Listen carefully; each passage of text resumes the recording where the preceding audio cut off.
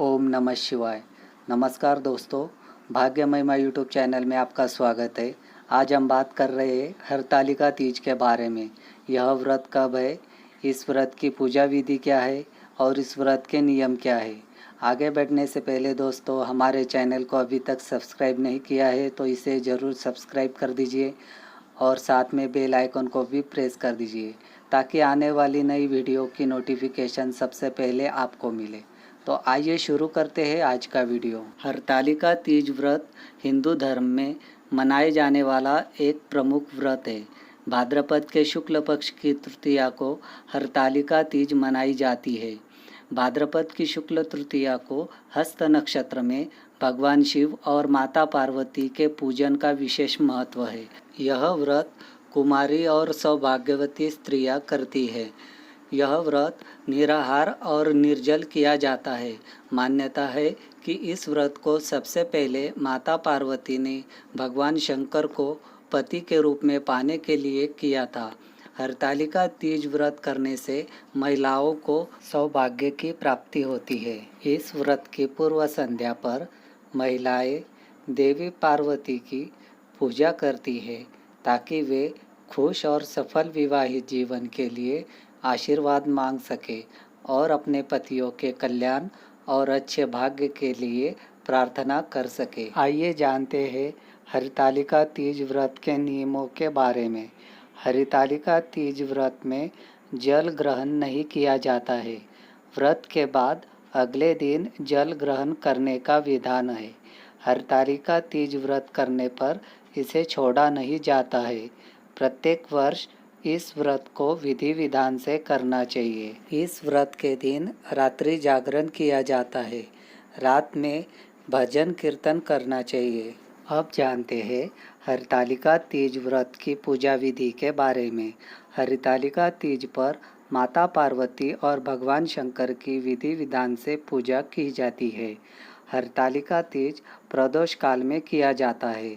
सूर्यास्त के बाद के 3 मुहूर्त को प्रदोष काल कहा जाता है।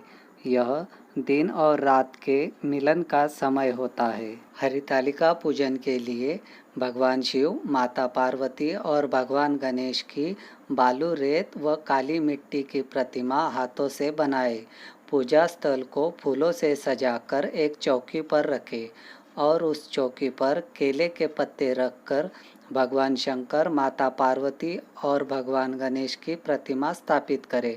इसके बाद देवताओं का आह्वान करते हुए भगवान शिव, माता पार्वती और भगवान गणेश का विधि विधान से पूजन करें। सुहाग की पिटारी में सुहाग की सारी वस्तु रखकर माता पार्वती को चढ़ाना इस व्रत की मुख्य परंपरा है। इसमें शिवजी को धोती और अंगोछा चढ़ाया जाता है। यह सुहाग सामग्री सास के चरण स्पर्श करने के बाद ब्राह्मणी और ब्राह्मण को दान देनी चाहिए। इस प्रकार पूजन के बाद कथा सुने और रात्रि जागरण करें। आरती के बाद सुबह माता पार्वती को सिंदूर चढ़ाए व ककड़ी हलवे का भोग लगाकर व्रत खोल सकते हैं। अब जानते हैं हरतालिका तीज व्रत की पौराणिक कथा के बारे में। हरतालिका तीज व्रत भगवान शिव और माता पार्वती के पुनर्मिलन के उपलक्ष्य में मनाया जाता है। एक पौराणिक कथा के अनुसार माता पार्वती ने भगवान भोलेनाथ को पति के रूप में पाने के लिए कठोर तप किया था। हिमालय पर गंगा नदी के तट पर माता पार्वती ने भूखे प्यासे रहकर तपस्या की। माता पार्वती की यह स्थिति देखकर उनके पिता हिमालय बेहद दुखी हुए। एक दिन महर्षि नारद भगवान विष्णु की ओर से पार्वती जी के विवाह का प्रस्ताव लेकर आए, लेकिन जब माता पार्वती को इस बात का पता चला तो वे विलाप करने लगी।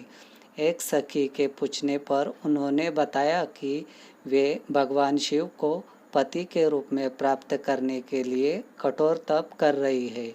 इसके बाद अपनी सखी की सलाह पर माता पार्वती वन में चली गई और भगवान शिव की आराधना में लीन हो गई।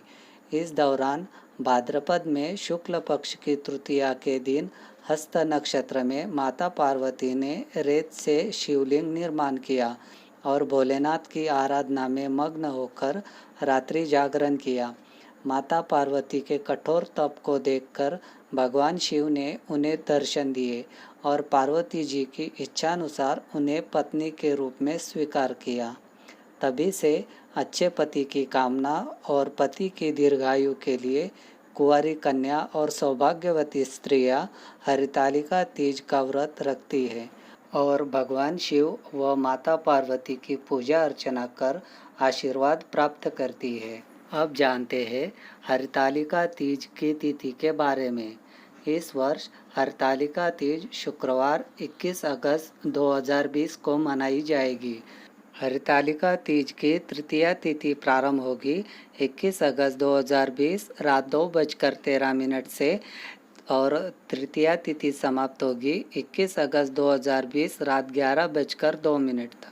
प्रातः काल का हरितालिका पूजा मुहूर्त है 6:21 से 8:53 तक।